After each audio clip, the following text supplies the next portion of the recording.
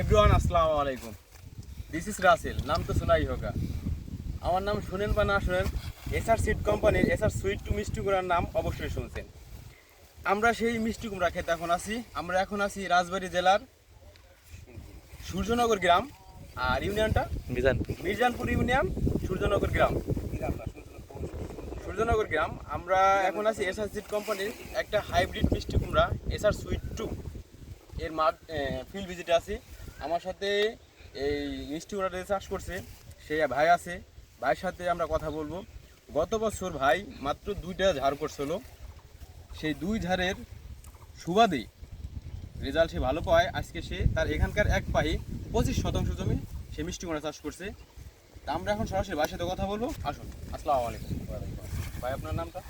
মোহাম্মদ ইবনে আলামিন শেখ। ইবনে আলামিন শেখ। আমি তো ঠিকানাটা ঠিকঠাক বলতে পারি মনে হয়, আপনি আপনার ঠিকানাটা একটু বলেন। আমি রাজবাড়ী জেলার সূর্যনগর থেকে বলছি।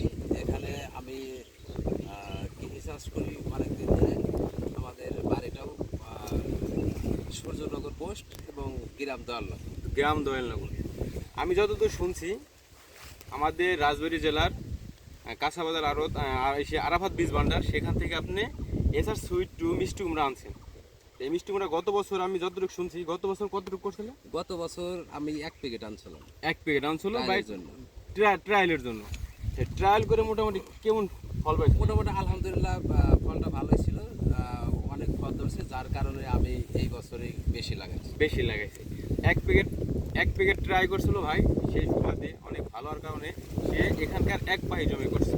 আমরা সরাসরি একটু ফলে চলে যাই। ভাই একটু আসেন, আমরা একটু ভাই ফলটা একটু দেখাই যে অল্প জায়গার মধ্যে কি পরিমাণ ফল ধরছে একটু দেখাই। আপনি যেদিকে দেখবেন শুধু ফল, জোড়ায় গিটায় ফল আছে। দেখুন কি পরিমাণ ফল ধরছে। আর একটা হলো, আজ হলো আপনার 17ই মার্চ, হ্যাঁ 17ই মার্চ 2025। এই যে কুমড়াটা আসলে তো মিষ্টি কুমড়াটা হলো শীত মৌসুমের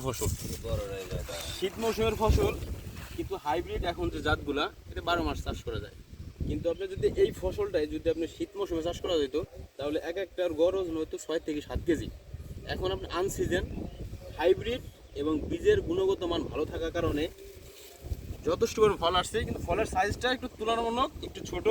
তারপরেও এই একটু ফলের সাইজ আমরা দেখি, তাতে আপনার 5 কেজি না ভাই? জি 5 কেজি সাইজ হবে। আর এই মিষ্টি কুমড়াটা আপনি কেন চাষ করবেন? দেখুন এর কালারটা দেখুন, একটু গর্জিয়াস কালার, অ্যাকুরেট, চতুর্দিকে অ্যাকুরেট কালার, রংটা আকর্ষণীয়। বাজারে নিলে আশা করি এই মিষ্টি কুমড়া যতক্ষণ বাজারে থাকবে অন্য মিষ্টি কুমড়ার আপনার বিক্রি খুব কম হবে, এটা না শেষ না হওয়া পর্যন্ত। একটু ঘোরাই করে আপনাদের দেখাই।